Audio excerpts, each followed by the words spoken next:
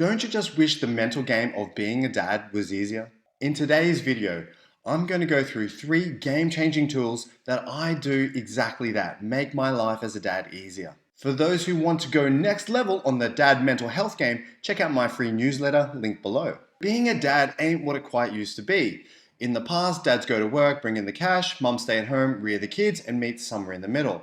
I am just not like that. I am very different. I want to be with my kids, my wife, with every little step that goes on in their life. I want to be involved in their activities. I want to see them move through all of the milestones, through the problems, and help solve them. I want to be part of the mix. So when I go to work, I'm left in a state of chaos because I'm missing out on these kinds of things as I often work nights. So the problem I'm trying to identify a solution to is, do I work more and continue the money coming in, or do I work less and spend time with my family? It feels like a lose-lose, and it was until I started doing these 3 things. I'm going to outline 3 major problems and how I solve them. The first 2, in my opinion, are quite entry level, but stick with us because the third one is of really high significance.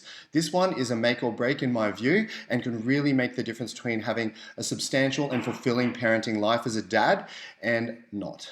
Problem number 1, missing my kids. At times, the sensation of missing my kids was debilitating.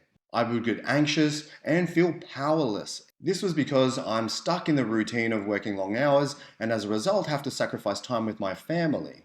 This kind of state is just not productive to be in, so I realized there was a need for a change. My solution was to compromise on my career goals, to go from being a full-time employee to being a casual employee. That meant I could predict my roster with accuracy to know when I was going to see my kids. Yes, I'm still working a lot, but I could pre-plan what I was going to do with the family and enjoy knowing that I've got a balance between both family and work life. This also allowed me to be focused on my work and bring that great attitude home towards my family as well. This might seem like a no-brainer, but many dads absolutely love the validation they get from their job, so having to step away from that status and that power or control might be more challenging than it looks. That brings us to problem number 2. Decision conflict, also known as paralysis analysis. This is where the constant gremlins are stuck in your mind, talking smack, getting you to rethink and reshift every little detail of your decision-making process. This is annoying because even at times, you're doing the thing that you love whilst missing out on the other thing that you love, leaving you in a state of conflict, otherwise known as FOMO. To get past this one, you're going to have to learn how to emotionally regulate. Yes, I said it. Guys, we do have emotions. We do have the need to regulate our emotions, and here's how you're going to do it. Use tools like box breathing, meditation, and if you're not sure what meditation is, it's basically deep breathing with a sense of reflection and an action that comes as a result of your ideas. Also, ask for advice from other people like professionals or people that you can trust to make decisions in your best interest. An example of that could be waking up in the morning, setting intention for the day to have a fulfilling, nurturing experience with your family. This takes you away from the routine automatic behavior cycle that so many of us are in. And the best way to do that is to have it written down and to keep yourself accountable. Did I achieve what I set out to achieve or not? You can even make a list of things that you want to get done and tick them off one by one. Then you can reflect on that to see if you got the outcome you desired. When you're stuck in the FOMO, it's imperative that you regulate your emotional state. This will allow you to go through the different things that you've got to do without necessarily being attached to the FOMO, whilst also having the ability to do a great job, whether you're in the family space or whether you're in the workspace. The best way to do that are to use tools. Some of the most amazing tools that I love to use are box breathing, meditation, journaling, cold exposure, and a good old-fashioned hug and kiss with the kids doesn't go astray. An example of that could be for you setting an intention for the day, which could be to be present, loving, and nurturing for my family and my work. Have these things written down so that you can clearly digest whether or not you've done them or not. You can create a list in the morning of the things that you want to do, your little milestones and goals, and you can check them off as you go. And you can check them for quality points as well to see whether or not you achieve them in the manner that you would prefer to have done them. I love a good wellness routine as well. Routines are great. They inject structure into your day. They take out in-the-moment decision-making. It's called pre-planning. An example of a wellness routine are using the tools that I said above. And if you want to know, honestly, what my routine is, here it is. First up, I kiss my kids to awaken them. I want them to feel like waking up, albeit a chore, is actually fun and can have the capacity to set off a chain reaction built on love that aids in their progress throughout the different things that I've got them to do, that their school wants them to do, and we all have a good time as a result. After that, it's intimacy with my wife, and then it's putting the kids through their different things like getting ready for school, setting up breakfast, playing tennis, reading and writing, these kinds of things. We also love to have music, and we calibrate our music depending on how we feel at the time. It could be relaxation, it could be house, it could be anything that fits the bill at the time. When you start to use a wellness routine, it might come across your mind that you're doing this because you think there's something wrong with you. No, it's not about that at all.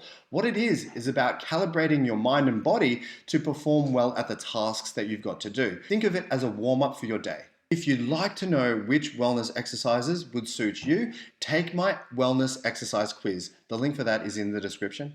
The quiz is a way for us to prime up against problem number 3. And this is a big one, personal to me. It's the I feel suffocated problem. Often we feel suffocated when emotions in life become a bit overwhelming. That's definitely happened for me, and hopefully it hasn't happened for you, but if it has, here's what to do about that. This problem is a sensation that can come up after things like having a new baby, fights with your spouse or your kids, or other downturns like financial hardship. In this scenario, it feels like there's no way to win, and you can experience things like panic attacks, anxiety, or depression. There's also a sense of loneliness and helplessness associated. Your nervous system is giving you feedback in order for you to make a change. It's trying to get you to go, hey, do something different so that you can get out of this mess and into the progress that you've always desired. Pay attention to the nervous system because it's got your back. It's just trying to say, make a change despite the fact that it feels like a dagger in the heart. If this is you, don't make the same mistake that I made for years. Don't dive into coping mechanisms like drug and alcohol or doom scrolling. First, calm your nervous system. Set yourself an outcome and ask the question, what do you want to happen to find out that outcome? How do you want this to go? Where do you want it to end up? Is it financial success?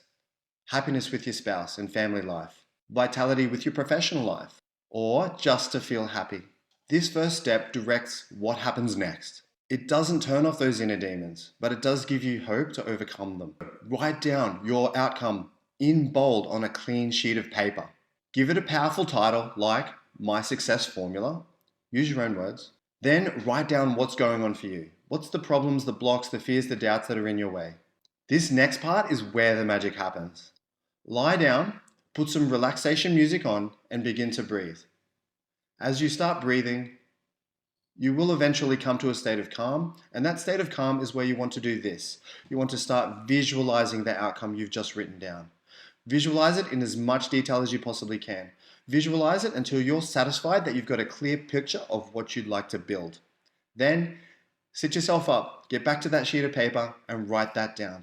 Literally go into as much detail as you can recall. Bear in mind, your demons will try to put you off course. They'll try to distract you. They'll try to inject fear. They'll try to bring you self-limiting beliefs. Just keep going. And if you get stuck, you can always lie back on the couch, put on that relaxation music and begin breathing again. Then do your visualization one more time until you're satisfied one more time. Then get to writing. You can write that visualization under the heading, The Vision. Now you've got something powerful to aim for, something that lights up your life. And if you're finding yourself in a space of anxiety or depression, isn't that something that you can count on to help you get out of it? It's designed to draw you out of the helplessness, bring hope into your life. Best practice for this is to try and do it daily. I personally do it in the mornings. I usually wake up before everyone else, so I lie in my bed and visualize the way that I'd like my day to go, as well as the overarching big dreams that I've got. Then I move into the rest of my wellness routine. You might be thinking, yeah, as if this is going to work. Well, okay, fine. But at the same token, because you're not seeing results early on, it's very similar to the concept of going to the gym. The first time you go to the gym, you pick up a weight, not much happens. The second time you pick up weight, not much happens. But over days, weeks, months, and years, you notice small incremental changes that go on and on and on. This is a skill just like the gym. Visualizing what you want, then putting it into actionable steps is literally planning things out and then taking action.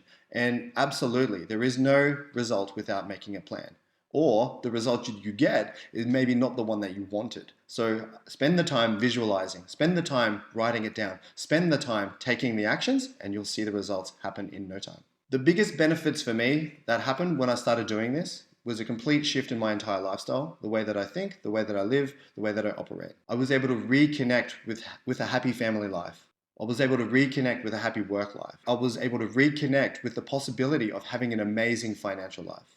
It's not that the problems disappeared, it's just that when you do these things, you develop a sense of mental toughness, not built on the traditional masculine brute strength kind of system, but one which actually has developed skills during the process. It's the skills that bring us to the place of confidence, out of the depression and the anxiety. Things like reactivity change into problem solving. Things like anger change into acceptance and proaction. Resentfulness changes into love. You get the picture. Now, for that exercise, I've made a free template for you. Link in the description. I've gone super deep into this topic and slammed tons of value into my free newsletter that you can get by simply clicking the link in the description. You can also get a free ebook, Dispelling the Myths and Ways to Handle Tantrums. It's over 60 pages long. The link for that is also in the description. Here's a hint if you're not sold. This works for kids as well as adults, so it might be in your interest if you're having trouble with your relationship that you download that ebook and put those tools into place today. And if you really want to know how to level up your parenting game, check this video out next.